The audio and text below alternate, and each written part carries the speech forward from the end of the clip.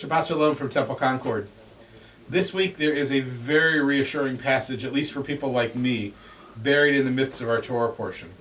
If you look at the picture of me on the wall, actually this one right here, when I was just maybe 20 years old, you can see I had a full head of hair and a full hairline across my forehead.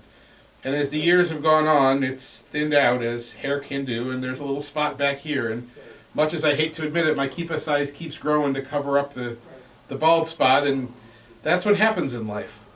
But along comes the Torah portion, and it's filled with all sorts of skin ailments that make you pure, that make you impure, all of these different problems.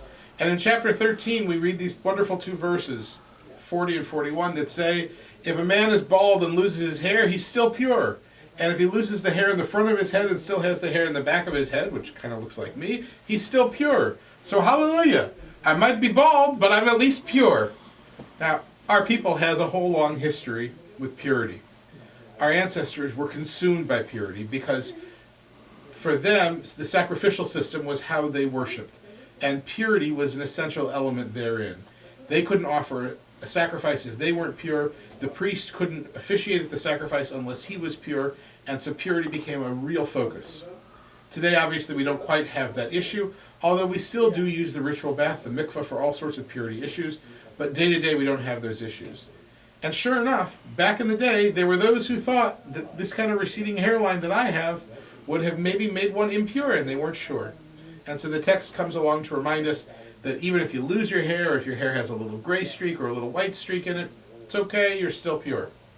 So in the midst of all of the difficulties with purity and skin rashes, comes this wonderful comforting message for people like me that says, don't worry about the hair loss, you don't need a toupee, you're fine just the way you are, you're still pure. Whether I like it or not is a different story altogether. And whether I look in the mirror and say, my God, what happened, that's entirely a different story. But our tradition has these wonderful little pieces. So here you are, not imagining to find something about hair loss and balding, and there it is. So I hope that as you study the words of the Torah portion this week and look at it, and even if you find yourself sort of mystified by all of the conversation about all of these skin issues and skin lesions and rashes and all of these things, that you're willing to look for the little gems that are buried there.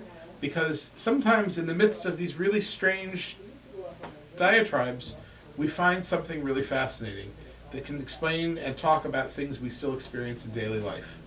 Shabbat services this Friday night will be at 6 o'clock. Our Knesset Shalom singers, our adult choir, will be singing. Promises to be a gleeful evening, and I hope you can join us. Shabbat morning we have services at 11, preceded, of course, by Torah study at 10. And on Tuesday evening we have the Syracuse City Ballet performing. On Sunday morning, both our brotherhood and our sisterhood are meeting. So there's a lot going on at the temple. For now, I wish you a Shabbat of looking at your hair in the mirror and not worrying about it. Don't worry about the gray, don't worry about the receding hairline. Just accept it and accept the beauty of our complicated world and all that Torah can offer us and provide us. Shabbat Shalom for now.